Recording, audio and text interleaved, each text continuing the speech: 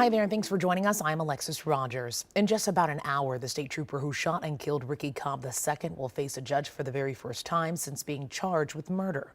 This is police video from the deadly traffic stop last July, moments before state trooper Ryan Longren shot Cobb. County Attorney Mary Moriarty says the shooting was not justified. Longren's attorney says that he was protecting himself and his partner from death or great bodily harm. He's charged with first-degree assault, second-degree manslaughter, and second-degree unintentional murder. In the last 2 hours, police identified the victims of a triple homicide in Coon Rapids. It happened Friday night at a home on 94th Avenue Northwest. Police say that's where they found the bodies of Shannon Jugworth, her 20-year-old son, George Reyes Jugworth, and her husband, Mario Estrada. 2 juveniles were also in the home and they were not harmed. A 37-year-old Fridley man is being held in the deaths but has not formally been charged. Also this midday, a 16-year-old is in the hospital with potentially life-threatening injuries after a shooting that happened near the U of M.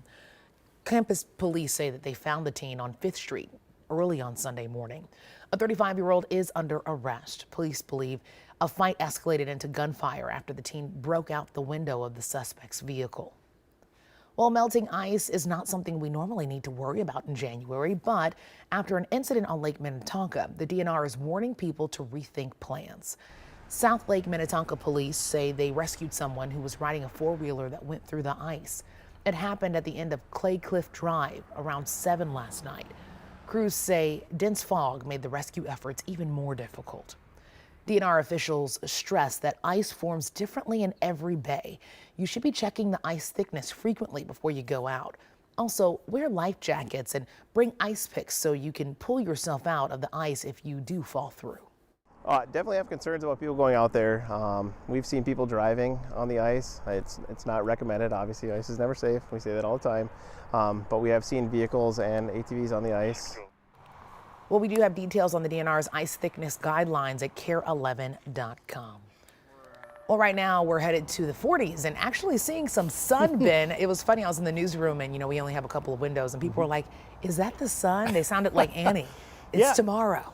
Yeah, no kidding. The sun will come out tomorrow. Yeah, we actually have a good amount of sunshine in the forecast this week, but it's been a week since we've actually seen the sun. Every day it's been that low-hanging overcast and gloomy conditions, so let's just bask in a little bit of that vitamin D as we head into the early afternoon hours. Right now we are in the 40s. It's currently 43 degrees. That's the average high temperature of mid-March, not the end of January. Helps when you have 0 snowpack. Now, we're not going to stay sunny all day today. You can see just north of St. Cloud, some clouds are beginning to increase, but we're kind of in this bubble right now where the fleeting low clouds are moving off to the east, and then we have this weak frontal system, which is going to give us some clouds and maybe a few sprinkles later on this evening. Let's take a look at your 12-hour forecast. Sunshine fades, but temperatures stay warm, mid to possibly upper 40s for forecast highs today. We're going to stay above freezing tonight, and guess what? Some parts of the forecast could get even warmer than where we get today. We'll have more on that forecast, Alexis, coming up. Ben, thank you so much. Well, today, White House officials say President Biden is working through options after vowing to respond to a drone attack that killed 3 U.S. soldiers. It happened yesterday at a base in Jordan. NBC's Keir Simmons reports from Amman on the first attacks by Iran-backed militants in months. Hey there, good day to you. The president vowing to respond to the first U.S. military fatalities from hostile fire since the war in Gaza began. President Biden describing it as a tough day. The 3 were killed at a base here in Jordan.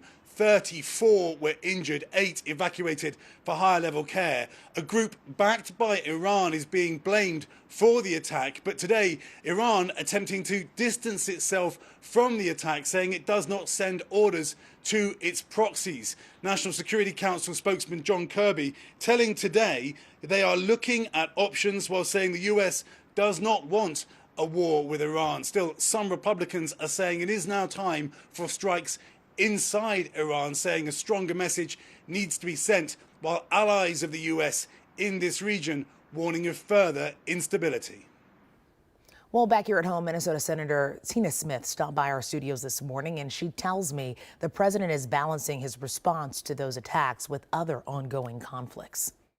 understand also that he's making these decisions in the context of very much not wanting this terrible conflict between Israel and Hamas in Gaza to explode into a broader regional conflict. And so he has a lot to balance as he makes these decisions.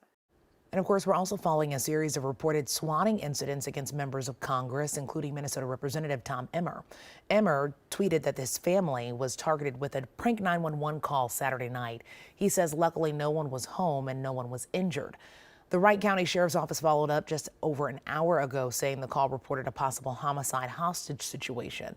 The incident is now under investigation by U.S. Capitol Police.